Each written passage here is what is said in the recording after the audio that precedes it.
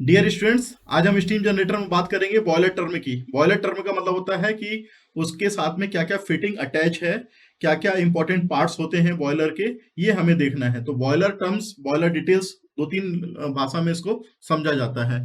तो यहाँ पे हम बात कर रहे हैं बॉयलर टर्म की, जिसमें कि उसके मेन इंपॉर्टेंट जो पार्ट्स रहते हैं उसके बारे में बात कर रहे हैं। तो सबसे पहले जो होता है सेल होता है, दूसरा फर्नेस होता है, तीसरा ग्रेट होता है, चौथा वाटर फ्लो पाथ होता है, पांचवा गैस फ्लो पाथ होता है, सिक्स नंबर पे स्टीम फ्लो पाथ होता है, माउंटिंग्स होती हैं जो कि सेफ ऑपरेशन में काम आती हैं, इसके बारे में डिटेल में डिस्कस करेंगे।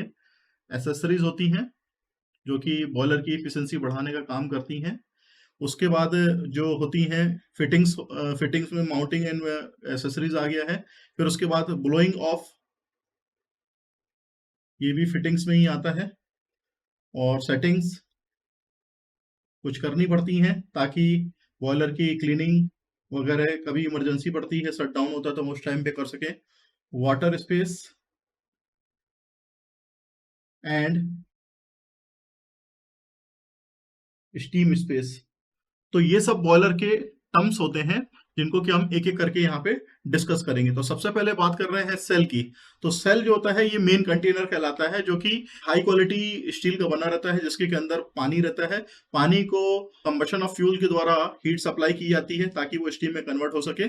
और ये जो सेल होती है काफी मजबूत बनी रहती है और इसको वेल्डेड या रिवेटेड किया जाता है। तो ये बॉयलर की सेल कहलाती है। दूसरा फर्नेस है जो कि फायर बॉक्स कहलाता है, जहाँ के भी ग्रेट के ऊपर वाला जो पार्ट रहता है, यानी कि जहाँ पे कि हम फ्यूल को कंबशन कर रहे हैं उसके ऊपर वाला जो पार्ट है वो फर्नेस कहलाती है। और बिलो द बॉयलर सेल भी बोल सकते हैं, जहाँ पे कि हम हीटिंग प्रोसेस करते हैं और कंबशन की एफिशिएंसी बढ़ाने का काम करते हैं। ग्रेट जो रहता है एक प्लेटफॉर्म है जहाँ पे कि फ्यूल को रखा जाता है और फ्यूल जो है वहाँ पे कंबशन होता है। ग्रेट का जो मटेरियल है वो कास्ट आयरन का रहता है, वो छड़ के रूप में रहती है, जिसमें कि सफिशिएंटली स्पेस रहता है एक दूसरी छड़ के बीच में, ताकि हम कंबशन प्रॉपर तरीके से कर सके फ्यूल पे।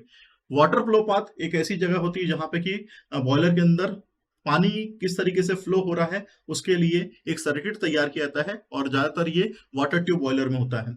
गैस फ्लो पाथ ये नॉर्मली फायर ट्यूब बॉयलर और वाटर ट्यूब बॉयलर दोनों जगह होता है, क्योंकि गैस का फ्लो किस तरीके से हो रहा है ये हमें देखना जरूरी है। तो path follow by the flow gases of combustion, ये हमारा गैस फ्लो पाथ कहलाता है। और इसको इस तरीके से अरेंज किया जाता है कि मैक्सिमम अमाउंट ऑफ हीट को हम ट्रांसफर कर सकें वाटर को, ताकि स्टीम प्रोड्यूस होके। स्टीम फ्लो पाथ ये नॉर्मली फायर ट्यूब बॉयलर में यूज किया जाता है। जो इसकी टॉप ऑफ द सेल रहती है उसको इस तरीके से बनाया जाता है ताकि वहां पे किसी भी तरीके से वाटर के पार्टिकल जो है सस्पेंडेड न रहे या स्टीम को अपने साथ में न ले जाए। इस तरीके से हम इसको सिलेक्शन करते हैं। तो स्टीम फ्लो पाथ का नॉर्मली इस्तेमाल करते हैं कि स्टीम बेहतर तरीके से हम इस्तेमाल कर सके दूसरे एंड पे।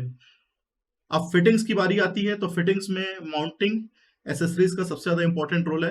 तो माउंटिंग्स का जो मेन काम होता है वो बॉयलर को सेफ ऑपरेशन में ले आने का रहता है, जैसे कि प्रेशर गेज हो गया, वाटर लेवल इंडिकेटर हो गया, सेफ्टी वॉल्व हो गया, स्टॉप वॉल्व हो गया, ये सब माउंटिंग्स में आता है। एसेसरीज नॉर्मली इफिशिएंसी बढ़ाने के लिए बॉयलर की इस्तेमाल किया जाता है, जैसे कि इकोनोमाइजर है, सुपर हीटर है, एयर प्रीहीटर है, फीड पंप है, ये सारी एसेसरीज हैं। इनका अलग अलग तरीके से इस्तेमाल किया जाता है, जो कि हम आगे आपको इसके बारे में डिस्कस करेंगे। तो हमारा माउंटिंग और एसेसरीज फिटिंग्स में ही आता है। और ब्लोइंग ऑफ जो है ये नॉर्मली वहां पे इस्तेमाल किया जाता है जहां पे कि बहुत ज्यादा बॉयलर के अंदर इम्प्योरिटीज होती है, सेंडिमेंट्स आते हैं, गंदगी रहती है, उनको दूर करने के लिए ब्लोइंग ऑफ कॉक टाइप के वॉल्व का इस्तेमाल किया जाता है। कुछ अदर टाइप की सेटिंग्स हैं जो कि फर्नेस और कंबशन चैम्बर के साथ में लगी रहती हैं, और ये नॉर्मली फायर ब्रिक्स की रहती हैं। और नॉर्मली जहाँ पे गैस पास होती है वहां पे इसको लगाया जाता है ताकि कंबशन रेट बढ़ा सके। फिर उसके बाद है water space and the steam space. तो वाटर स्पेस का मतलब है जहाँ एक ऐसी सेल, वॉल्यूम ऑफ सेल जहाँ पे कि वाटर ऑक्युपाइड रहता है उसे वाटर स्पेस करते हैं। और एक ऐसा लेवल जहाँ पे कि वाटर स्टेन बॉयलर के अंदर हो रहा है उसे हम वाटर लेवल बोलते हैं। तो नॉर्मली बॉयलर के अंदर पानी कितना भरा हुआ है ये वाटर लेवल इंडिकेटर ही चेक कर पाता है। रिमेनिंग जो वॉल्यूम ऑफ सेल है वो जो कि वाटर से ऑक्यूपाइड नहीं है उसे स्टीम स्पेस बोलते हैं। तो नॉर्मली यदि आपने देखा है कहीं सुना होगा तो बॉयलर के ऊपर साइड पे स्टीम स्पेस रहता है और वहां से स्टीम को निकाला जाता है, वो उसे स्टीम स्पेस बोलते हैं। वाटर जो कि काफी ज्यादा भारी होता है क्वालिटी में, तो उस केस में हमें उसको बॉटम सरफेस पे रखा जाता है।